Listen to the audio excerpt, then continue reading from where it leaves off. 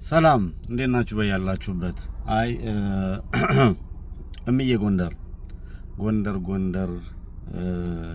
የፋሲል ሀገር ጎንደር የቴዎድሮስ ሀገር የኢትዮጵያ ዋልታና ማገር ይላል እና የተወሰነ ነገር እየተመለከትኩ ነው። መለከተውና ያያያለው ያለሁት ምንድነው ተወሰነ ያን ህዝብ ያነሳው ጥያቄና የህዝቡን ያነሳውን ጥያቄ ውዥንብር ውስጥ በመፍጠር አሁንም ጠቀሜታውና ጥቅሙ ለባዕዴን ወይም ደግሞ ካልሆነ ለብልጽግና መንግስት አማራን ለመሸርሸር በሚጠቅም መልኩ የጎንደርን የክልልነት ጥያቄ ይዘው የመጡ ኃይሎች አሉ። የምንተዋወቅ እዚሁ የምንተያይ ሰዎች ናቸው። አብዛኞቹ በጣም ማውራት ይችላሉ። ከነሱ ጋር ቁጭ ብለን መነጋገር አችልም። የካድሬነት ስራ የሰለጠኑ ናቸው። መንጋ ለመፍጠር እየሄዱ ያሉበትንም መንገድ ተመልክቻለሁ።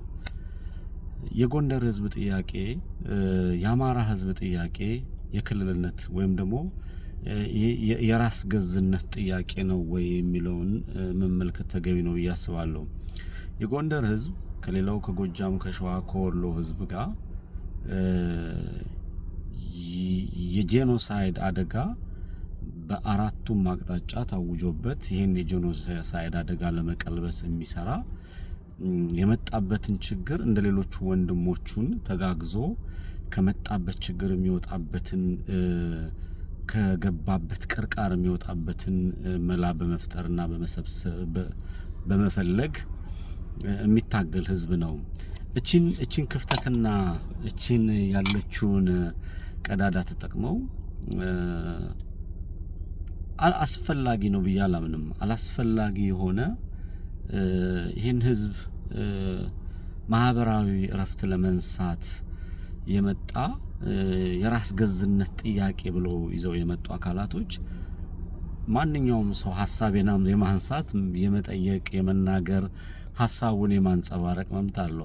አማራ ሀገር ሲመራ ዲሞክራሲያዊ መብትን ሰጥቶ ነውና ዲሞክራሲ መብታችንን ስንጠቀም አንዳንድ ህልም ቢመስሉም ቅዠቶችን ግን አደባባይ ላይ ይዞ መውጣት ተገቢ ነው ብዬ አላስብም። የጎንደር አማራ እንደ ጎጃም አማራ እንደ ሸዋ አማራ እንደ ወሎ አማራ የልልማ ጥያቄ አለ። የመልካም አስተዳደር ጥያቄ አለው። የዲሞክራሲ ጥያቄ አለው። የጄኖሳይድ አደጋ ታውጆበታል። ይሄንን ለመቀልበስ ፋኖ ወልዶ እንቅስቃሴ ነው ያደረገን ያለው።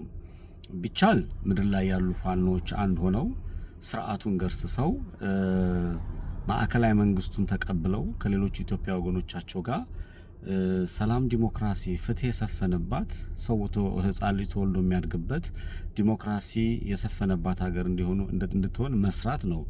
ይሄ ሳይሆን ቀርቶ ግን የጎንደርን ክልልነት ወይም ደግሞ ራስ ገዝነት እናጠናክራለን ብሎ መነሳት የአብይ አህመድ ቀኝ እጅ ብሎ መፈረጅ ተገቢ ነው ያስባለሁ። ይሄ የሽመልስ አብዲሳ ተላላኪ ወይ ዝናሽ ታያቸው ተላላኪ መሆን ነው። ከዛ ውጪ የጎንደር ላይ የጎንደር ህዝብ እንደሌሎቹ አማራ ወንድሞቹ የጄኖሳይድ አደጋ ገጥሞታል። የጄኖሳይድ አደጋውን የሚቀለብስበት መንገድ ይሰራል። እንደዚህ አይነት ቅዠታሞች ከሸዋም መተው ነበረ፣ በወሎ በኩልም መተው ነበረ፣ በጎጃም በኩልም የተወሰኑ እብዶች ተልከው መተው ነበረ።